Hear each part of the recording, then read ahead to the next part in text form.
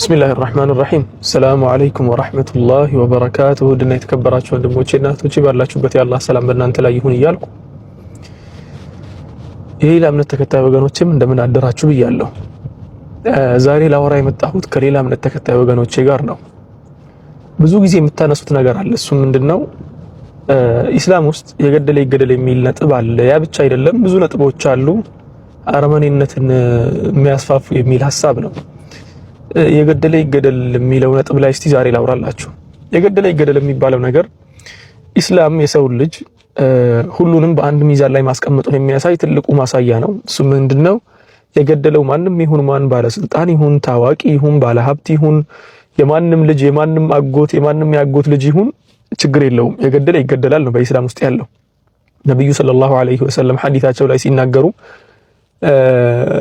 ኡሳማ ኢብኑ ዘይድ ሽምግልና ተልኮ ነበር። የሆነችን ታዋቂ የሆነችን እንስት በስርቆት ተይዛ እጇ ሊቆረጥ ነበርና ኡሳማ ኢብኑ ዘይድን ሽምግልና ላኩት። ኡሳማ ደግሞ ነብዩ ሰለላሁ ዐለይሂ ወሰለም በጣም የሚወዱት ሰው ነበርና መጥቶ እንትን ሲል ያ ኡሳማ የማይሆን ሽምግልና ነው የመጣኸው አሉትና ምን አሉት? ከዚያ በኋላ ለው ሰረቀት ፋጢመቱ ቢንቱ ሙሐመድን ለቀጣዕቱ የደሃ፣ የኔ ልጅ የአብራኬ ክፋይ ፋጢማ ብትሰርቅና በስርቆት ላይ ብትያዝ ለቀጣዕቱ የደሃ፣ እጇን በቆረጥኩ ነበር ብለው ተናገሩ ሰለላሁ ዐለይሂ ወሰለም። ያ ማለት ደግሞ በኢስላም ውስጥ ማንም ይሁን የፈለገ ግለሰብ ስልጣን ኖረው አልኖረው፣ ሀብታም ሆነ ታዋቂ ሆነ፣ ያጠፋው ጥፋት ካለ በጥፋቱ ልክ ቅጣቱን ይወስዳል ማለት ነው። የሰው ልጅ ሁሉ ኢስላም ፊት ለፊት እኩል ስለሆነ ወደ ዌስተርኑ ዓለም እስቲ እንምጣ። ምክንያቱም አብዛኞቻችሁ ይሄን ሐሳባችሁን ያመጣችሁት ከዌስተርኑ ዓለም ስለሆነ አብዛኛው ሰው ሚዛኑ አሁን የምዕራቡ ዓለም የሚባለው ሰለጠኑ የሚባሉት ሀገራት ስለሆነ ማለት ነው።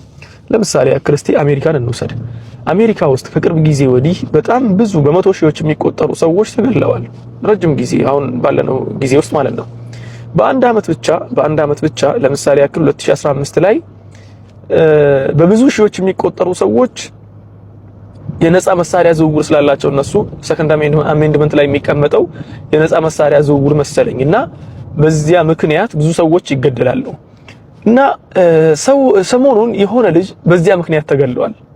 ያ ልጅ ነፃ የመሳሪያ ዝውውርን በደንብ አድርጎ ሲደግፍ የነበረ፣ እንዲሁም እነኚህ ሞቶች፣ እነኚህ ግድያዎች፣ በነፃ መሳሪያ ዝውውር ምክንያት የሚከሰቱ ግድያዎች ችግር የለውም እንቻላቸው ብሎ ነው የሚናገረው። መቻል አለብን፣ እነሱን ሰብር ማድረግ መታገስ ነው ያለብን የሚል ሐሳብ የነበረው ልጅ ነው። እንዲሁም ይገባቸዋል፣ ልንታገስላቸው ይገባቸዋል ብሎ ሲናገር የነበረ ልጅ አንገቱን ብለው ገደሉት። ልጁ ማጋ የሚባለው ፕሮጀክት ላይ በጣም ተሳታፊ ነበር። ሜክ አሜሪካ ግሬት አጌን የሚለው ፕሮጀክት ላይ ተሳታፊ ነበር። በትምህርት አልሳካ ሲለው በዚህ መንገድ አሳካለሁ ብሎ ያው እንደሚታወቀው ብዙ ጊዜ የጥላቻ ፕሮጀክትን የሚያራምዱ ሰዎች በየትኛውም ሀገር ላይ የጥላቻ ፕሮጀክትን የሚያራምዱ ሰዎች በትምህርት አልሳካ ያላቸው ናቸው አብዛኞቹ። ሁሉም አይደለም እያልኩ ያለሁት። አንዳንዱ ጂኒየስ የሚባሉ የተመሰከረላቸው ሰዎች ሊገቡበት ይችላሉ። ወላኪን አብዛኛውን ጊዜ የነገ ተስፋቸው ሲጨልምባቸው ተስፋቸው መተው የሚፈልጉት የሰው ደም ውስጥ የሰው ሰቆቃ ውስጥ ነውና ማለት ነው። ይህ ልጅም አሁን የብዙ ሰዎችን የፈለስጢኖችን ግድያ ሲደግፍ የነበረ ምን ሲል የነበረ ግለሰብ ነው። ባለፈው ሞት አይቀርምና ተገደለ። መገደሉ ትክክል ነው አይደለም አይመለከተኝም። የገደለበት ምክንያት ልጁ ነው የሚያውቀው፣ ገዳዩ ነው የሚያውቀውና ከገዳዩ ጋር ደግሞ እስካሁን ድረስ አልተገናኘውም፣ አላወራሁም። ልጁ እንትኑን ሲሰጥ የዚያኔ መናገር ይቻል ይሆናል። አሁን ምን ተፈጠረ? ይህ ልጅ ተገደለ። አሁን ኡታ ዩኒቨርሲቲ ላይ ሄዶ ተገደለ። ትናንትና ሰከንድ አሜንድመንትን ሲደግፍ የነበረ ግለሰብ የመሳሪያ ዝውውሩ በደንብ መስፋፋት አለበት፣ መጠበቅ አለብን፣ በቃ በጣም ጥሩ ነው ይስፋፋ፣ ሁሉም ሰው መሳሪያ መግዛት አለበት ብሎ ሲደግፍ የነበረ ግለሰብ ሲገደል፣ ትናንትና ነውር የነበረው ነገር ኢፍትሃዊነት የነበረው የገደለ ይገደል የሚለው ህግ ፍትሃዊነት ሆኖ ብቅ አለ ማለት ነው። የገደለው መገደል አለበት የሚል ነገር ከትላልቅ ሰዎችም ጭምር መነሳት ተጀመረ። ይህን ሐሳብ ስትመለከቱ በአሜሪካውያን ወይ ደግሞ አሜሪካ ብቻ አይደለም በምዕራቡ ዓለም ሚዛን አንተ በሰው ልክ የምትመዘነው ታዋቂ ስትሆን፣ የሆነ አንተን የሚከተሉ ሰዎች ሲጮሁልክ አድቮኬት የሚደረግ ነገር ኳሊቲ ሊሆን ይችላል። የሆነ ብቻ ቻንስ ኖሮ ሰዎች ስላንተ ካወሩ ብቻ ነው። አልቆየም። ከሁለት ቀን በፊት ደግሞ ከትናንት ወዲያ ማለት ነው አንደኛው ልጁ ፊት ለፊት በቆመበት የሆቴል አስተዳዳሪ ነው የተባለው ልጁ ፊት ለፊት በቆመበት ሰውየው ገጀራ አምጥቶ አንገቱን ቆርጦ አሜሪካ ውስጥ ነው በነገራችን ላይ አንገቱን ቆርጦ አንገቱን በእጅ አንጠልጥሎ መሃል ሜዳ ላይ ጥሎት ሄደ። ወላሂ ደም እያንጠባጠበ ነበር ያመጣው አንገቱን። እኔ ብለር የተደረገን ቪዲዮ ነው ያየሁት። አንገቱን ቆርጦ አምጥቶ መሃል መንገድ ላይ ጥሎት ሄደ። አንገቱን አንጠልጥሎ ይታያል። ቪዲዮ የተቀረጸ ቪዲዮ አለ። ያ ግለሰብ እስካሁን ድረስ ይገደል የሚል ሰው አላየንም እንዴ። ይሄኛው ራሱ በፈቀደው ነገር ተመቶ ነው የተገደለው። ተግባባን። ራሱ ይገባዋል፣ በቃ ሰዎች ቢሞቱ መታገስ አለብን፣ በቃ ይገባዋል ብሎ ሲናገር በነበረ ነገር ተደፋ። ይሄኛው ደግሞ በራሱ ንብረት ላይ ስለማንም ሳይናገር ስለራሱ ንብረት ስለተናገረ ብቻ ተገደለ። ስለዚህኛው ምን ተባለ? በሞት ፍርድ መቀጣት አለበት። ይሄኛውስ ማንም አላወራም። በቃ ቢታሰር 10 አመቱን ይታሰራል፣ ከዚያ በኋላ ይወጣል፣ አለቀ። ተግባባን። ስለዚህ አሁን ወደ ዌስተርኑ ዓለም ወደ ምዕራቡ ዓለም ስንመጣ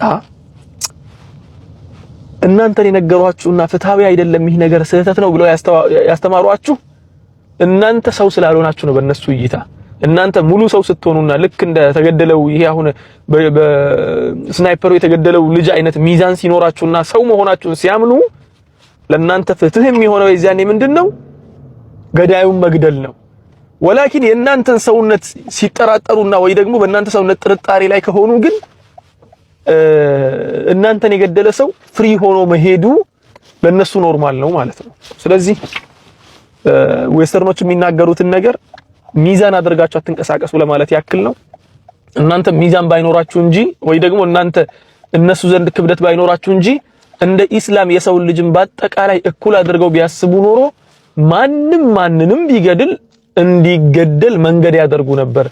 ግን የእናንተ ሚዛን ትንሽ ስለሆነ ሀብታም ስላልሆናችሁ ታዋቂ ስላልሆናችሁ የእናንተ ገዳይ ጎምለል እያለ በሰላም ይኖራታል ማለት ነው። እናንተን ገድሎ ወፍራም እንጀራ ከመንግስት እጅ በላለው አይደል እንደሚባለው እንደዛ እየበላ ይኖራል። ወላኪን የሀብታሞች ገዳይ የታዋቂዎች ገዳይ ደግሞ አይንቀሳቀሳትም። ምክንያቱም ለሱ ፍትህ የሚባለው ነገር ይሰፍንለታልና። ይሄን ልነግራችሁ ነው የመጣሁት። አላህ Subhanahu Wa Ta'ala ፍትሁን ያስፍንልን። ዓለማችንን ደግሞ ወደ ቀጥተኛው መንገድ አላህ Subhanahu Wa Ta'ala ይምራልን እላለሁ። ሰላሙ አለይኩም ወራህመቱላሂ ወበረካቱሁ።